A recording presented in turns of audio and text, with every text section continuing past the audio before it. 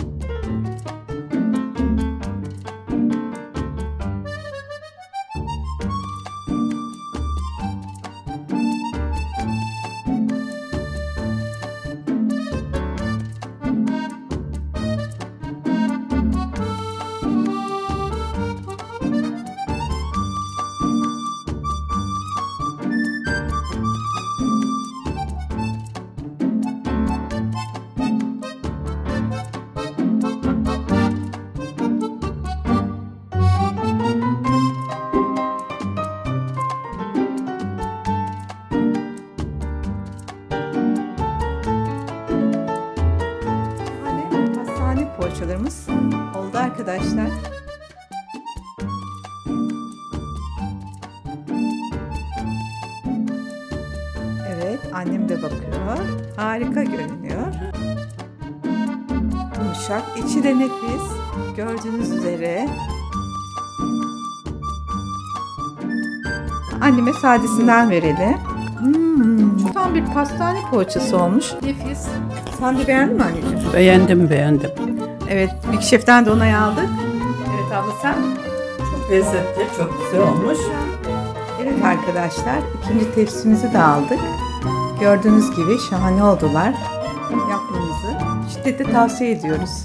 Evet, bizlere afiyet olsun. Bu güzel poğaçadan yapar ve yerseniz sizlere ve sevdiklerinize de afiyet olsun.